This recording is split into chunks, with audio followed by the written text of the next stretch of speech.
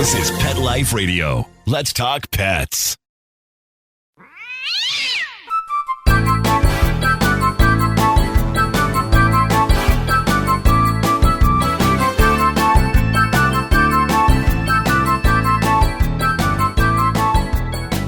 Hey there, cat lovers.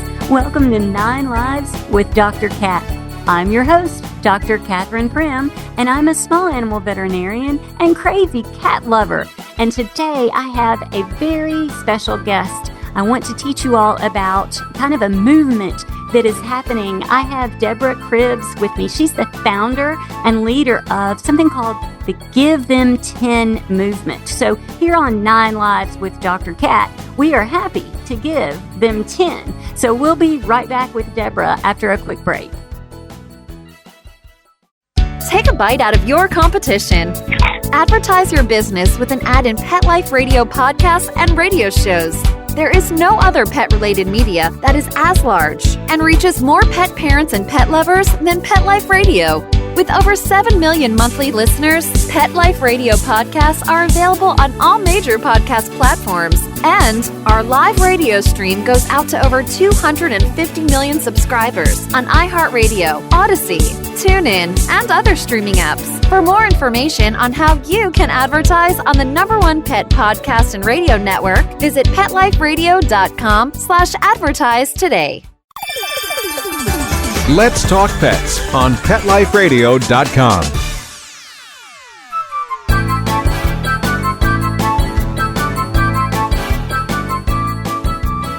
Welcome back to 9 Lives with Dr. Cat on Pet Life Radio.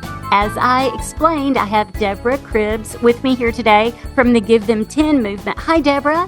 Hi. So tell me about this. Where is your inspiration for this? Obviously, you love cats, but tell me a little bit about yourself. Oh, well, thanks for asking and thanks for having me here. Well, you already figured out what Give Them 10 means, didn't you? Cats have 9 lives, so give them 10. That's where it came from. And we do consider it a movement. My team and I live in the Cincinnati area. We are actually bankers by day, and we manage a sizable foundation for the benefit of cats in our region. And right now we're working in our region. So we needed a way to talk to the public about cat welfare. And this was what we came up with.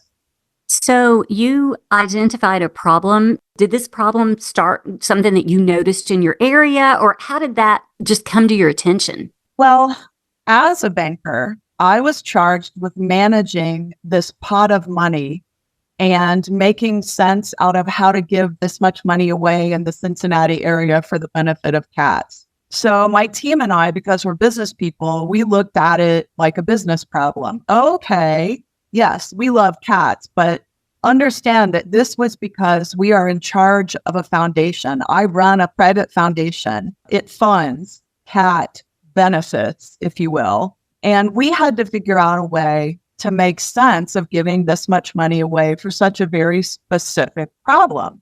So we looked at it, I would say, with fresh eyes. And what we saw was the problem is that cats are being killed in shelters. And again, this is national, but we're really just talking locally at this point. So we saw that cats were being killed in shelters. Okay, why are cats being killed in shelters? Well, that's a big question with a big answer, but mostly because, let's say, overpopulation and perhaps we could say the culture in shelters at the time. And we've been doing this about a decade. So this is back in around 2013, 2014. So we realized that through a lot of research, that the way to stop cats from being killed in shelters, aside from working with management to teach different methodologies, is through either adoption or spay-neuter. We decided that spay-neuter was going to be what we were going to attack.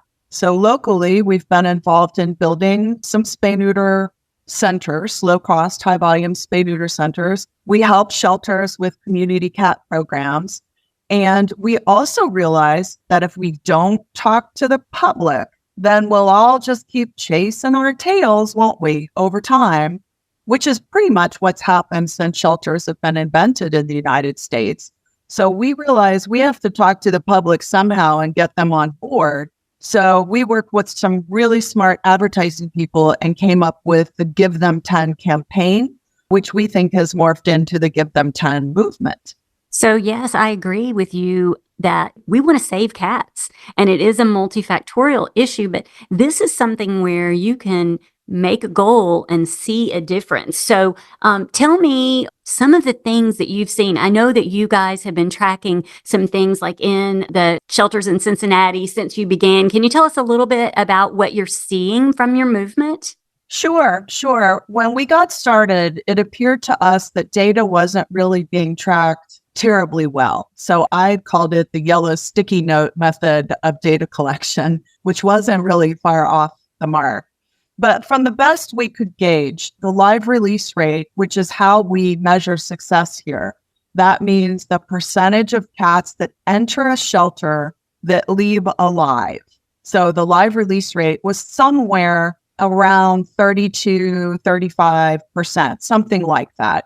And right now we're running squarely above 96%, even with all the strains on shelters currently this year.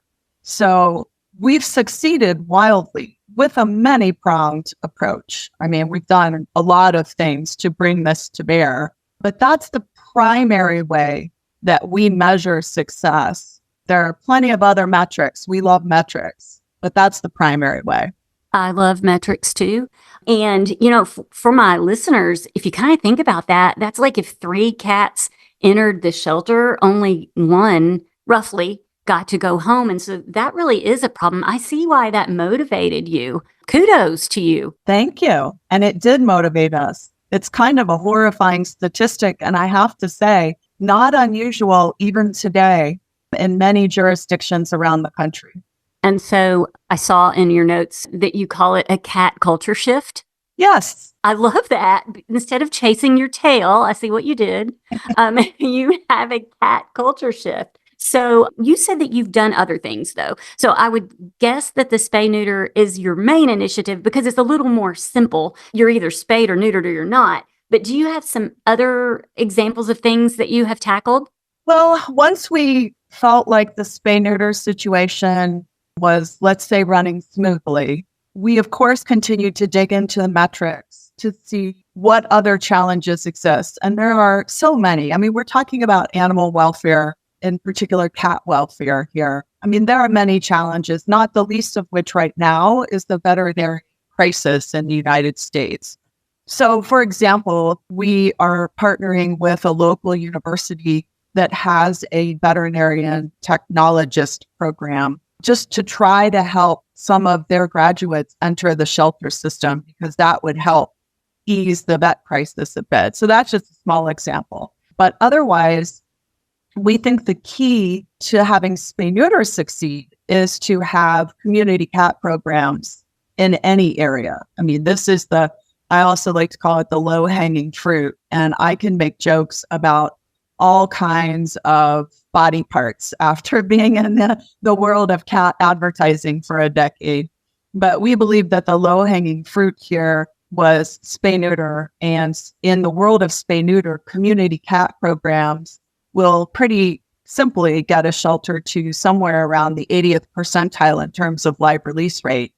So the first thing we really started working on was helping local shelters institute community cat programs. And that's where we started talking about the culture shift. So we need the public to understand that if you see a cat outside, take a minute and try to understand what kind of cat that is. Is it truly a feral cat? Is there a colony that might need some management? And then that would be trap, neuter, return. We trap those cats, we fix those cats, we send them back to their colony, and then eventually the colonies get smaller. What about if you see a cat in your neighborhood and the cat is perfectly healthy, perfectly friendly, and you realize somebody is feeding that cat outside? I ask the public to take the step of making sure that cat has been spay neutered. And a good way to tell, and your listeners might know this, it's very common in the US to actually put a little cut in the cat's ear. We call it ear tipping. while they're under anesthesia, of course. And that ear-tipped cat is a signal that that cat has indeed been spay-neutered. So these kind of tools are really important. And, I also like to throw out that if you are one of the people who is kindly feeding an outside cat, maybe you don't really consider that cat, your cat, but you're feeding that cat out of the goodness of your heart. Again, take the step to make sure that cat is spay-neutered. There are resources all over the country to do really inexpensive spay-neutering. So I'd encourage people to do that. Get the cat ear tip so everybody knows that cat's not going to cause any more problems in local shelters. And I think it's really interesting as well, something that I've learned. The healthier the cat is, the more potential kittens that cat could have. And frankly, the more litters that cat could have. So all of these nice people feeding outdoor cats, it is a really nice thing to do, but understand that you might inadvertently be helping to create an even worse problem by creating more kittens. So all of these things come into play when we look at community cat programs and educating the public. Well, I love that you brought that up because, of course, my listeners are all cat people and cat lovers. So, it's not just about wanting to keep the cat from being hungry. It's also about ensuring that you're helping be responsible for that cat. Also, I know you talk about this, but spayed and neutered cats are less likely to fight and roam and have other health problems. So it's really good all the way around. So how many communities were you in when you started and how many are you in now? Oh, good question.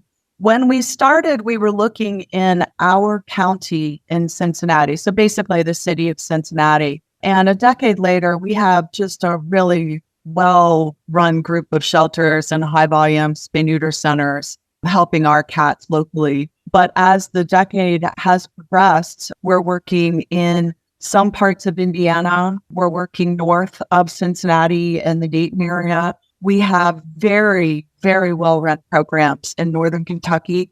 So what we do is put sort of 100-mile radius around Cincinnati, and we're willing to look at doing work in that area at this point.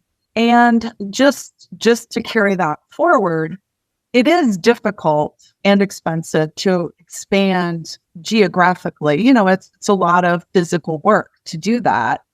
So we realized that we've put an awful lot of resources into a fantastic advertising, the Give Them 10 campaign. We have television commercials. You can look at them on our website, givethem10.org. We have a YouTube channel. We do a lot of social media work. We do a lot of digital advertising. And we've got all of these materials. For the last couple of years, we've been going to animal welfare conferences, really anybody who cares to listen. And we've offered, if you qualify, we will allow you to use our campaign almost free of charge. The idea for us is just, wouldn't it be great to get this message out to a bigger audience? And we understand that most shelters don't have the resources to do the kind of advertising work that we've done. And we've been very successful in the last couple of years in gaining interest in that licensing program. We're literally licensing our work to people. And again, for almost nothing. My gosh, we've done work in Iowa. We've done work in Georgia. We have some interest in Hawaii. We get questions outside of the United States, but we're just not in a position to do that yet. But we've got a pretty broad range around the country of shelters that are interested and currently running some of our work. So we're really pleased with that. Okay, well, we're going to take a quick break, but I've got some more stuff I want to talk with you about. And so we'll be right back. Hey there, cat lovers. It's Dr. Cat from 9 Lives with Dr. Cat. You know the expression, cats have 9 lives. Well, what if you can give them one more? The Give Them 10 movement is on a mission to help give cats an extra life. How? With spay and neuter. Spaying or neutering your cat helps them live a longer, healthier life, and it helps control free-roaming cat populations too.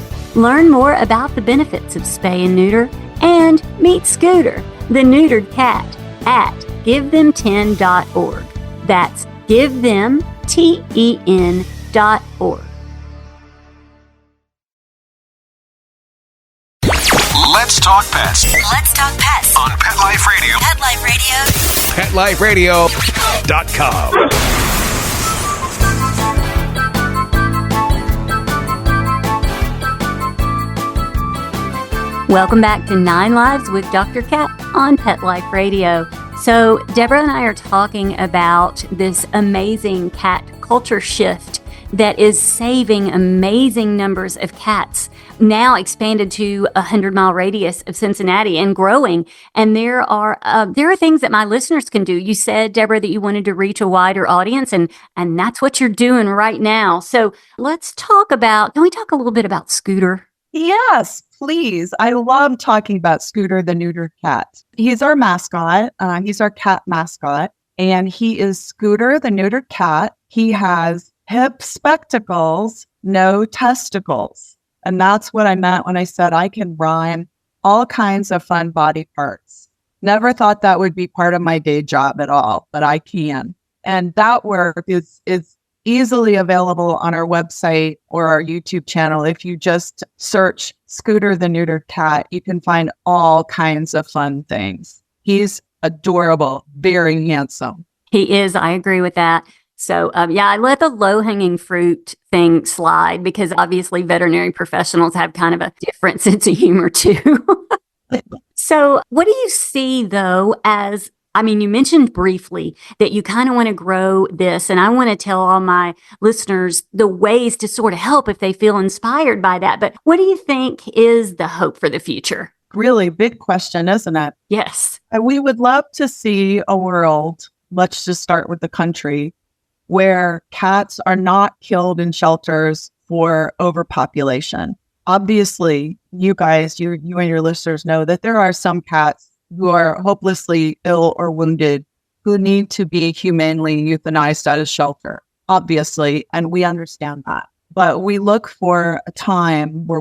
for a time when cats are not killed just because of overpopulation in shelters.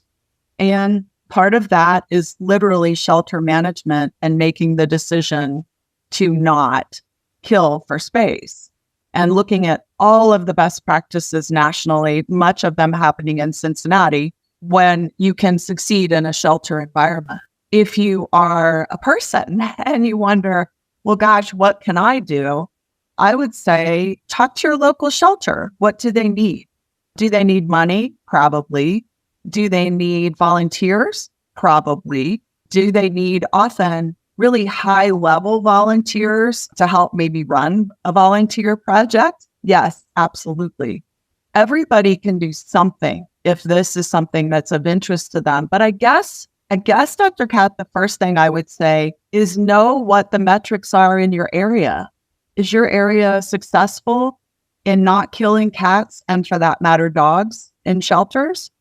Or are you one of the shelter systems that are not even really telling the public what's going on and a lot of killing is happening? So maybe that's the first thing. Just find out about your local shelter system, what's happening. I think that's an excellent point because people that are listening are maybe thinking, gosh, I don't have money to donate, but you could donate your time.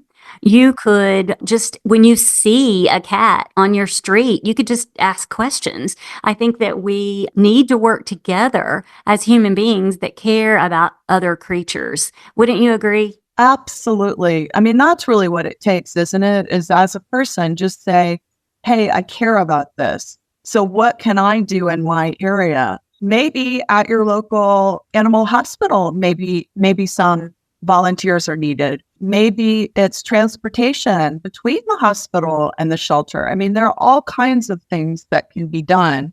And I don't know every single area in the country. And I mean, I look at the numbers all around the country.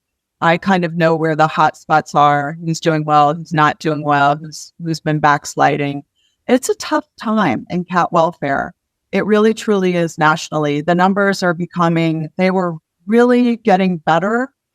And there is some backsliding happening, and it's scary and it's sad.